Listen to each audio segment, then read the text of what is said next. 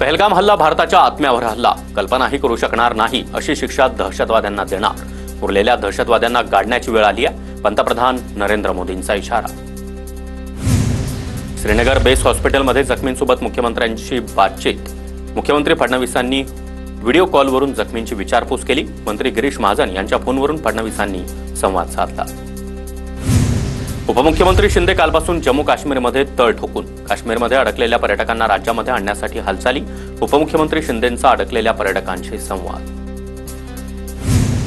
श्रीकांत शिंदे यांच्या समन्वयातून पर्यटकांना राज्यात आणण्याच्या हालचाली. पर्यटकांना महाराष्ट्रामध्ये सुखरूप आणण्यासाठी विशेष विमानाची व्यवस्था.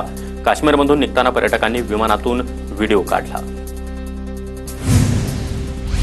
हल्ल्यातील दहशतवाद्यांकडून अल्पाइन क्वेस्ट या ॲप्लिकेशनचा वापर. पहलगामच्या जंगलातील पर्यटनस्थळी पोहोचण्यासाठी या ॲपचा वापर करण्यात आला. गुप्तचर सुरक्षा एजन्सीच्या सूत्रांची माहिती. पहलगाम हल्ल्याचा मास्टरमाइंड सैफुल्ला कसूरीचा व्हिडिओ समोर. पहलगाम हल्ल्याशी संबंध नाही, सैफुल्ला कसूरीचा कांगावा. सैफुल्ला कसूरीकडून भारताचा दुश्मनाचा उल्लेख. पाक किनाऱ्याजवळून प्रवास करणाऱ्या जहाजांना सतर्कतेच्या सूचना. पाकिस्तानच्या किनारी क्षेत्रापासून दूर राहण्याचा देखील भारताचा सल्ला. पाकिस्तान नौदलाच्या जहाजांकडून गोळीबार होत असल्यानं खबरदारीच्या सूचना. पुण्यामध्ये शरद पवार यांच्याकडून संतोष जगदाळेंच्या पार्थिवाचं दर्शन. पवारांकडून जगदाळेंच्या कुटुंबियांचं सांत्वन. तर अजित पवार यांच्याकडून पहलगाम हल्ल्यामध्ये मृत झालेल्यांना श्रद्धांजली. मुंबईहून श्रीनगरला जाणाऱ्या विमान तिकिटांचे दर कमी झाले. मुंबई श्रीनगर थेट प्रवासासाठी 4,800 रुपयांचे तिकीट दर. पहलगाम हल्ल्याचा परिणाम म्हणून विमानांचे तिकीट दर कमी. आयआरसीटीसीकडून 25 एप्रिल नंतरचे जम्मू काश्मीरमधील टूर पॅकेजेस स्थगित. बुकिंग रद्द करणाऱ्यांना पूर्ण परतफेड करण्यासाठी आयआरसीटीसीची परवानगी. सध्या आयआरसीटीसी टूरद्वारे 170 पर्यटक जम्मू काश्मीरमध्ये. भारतानं पाकिस्तानशी संबंधित काही ट्विटर हँडल बंद केले. पाकिस्तानचं सरकारी खातं देखील बंद करण्यात आल्याची माहिती. दहशतवादी हल्ल्याच्या घटनेनंतर काश्मीरच्या विविध भागांमध्ये मोठा बंदोबस्त. पहलगाममध्ये मोठ्या प्रमाणात सुरक्षा तैनात.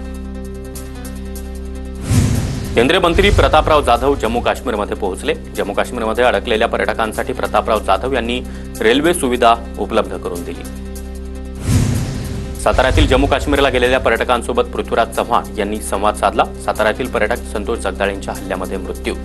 जगदाळे कुटुंबियांची चव्हाणांनी भेट घेतली. अमरावतीमध्ये शेतकऱ्यांच्या कर्जमाफीसाठी काँग्रेस आणि ठाकरे गट आक्रमक. अंजनगाव सुरजी तहसील कार्यालयावर महाविकास आघाडीचं आंदोलन.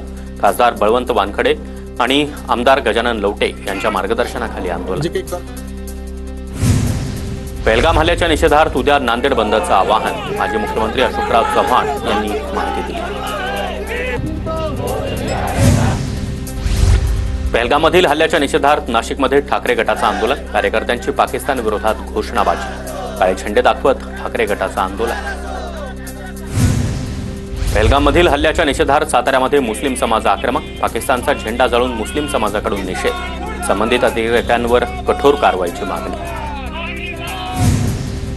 पहलगाम हल्ल्याच्या निषेधार्थ जळगावात सकल हिंदू समाज आक्रमक. पाकिस्तानचा प्रतिकात्मक पुतळा जाळून निषेध. आंदोलकांची पाकिस्तान विरोधात जोरदार घोषणाबाजी. पहलगाममधील हल्ल्याच्या निषेधार्थ नाशिकच्या पिंपळगाव बसवंतमध्ये निषेध मोर्चा. पाकिस्तान विरोधात जोरदार घोषणा. व्यावसायिकांचे व्यवहार बंद ठेवून आंदोलन.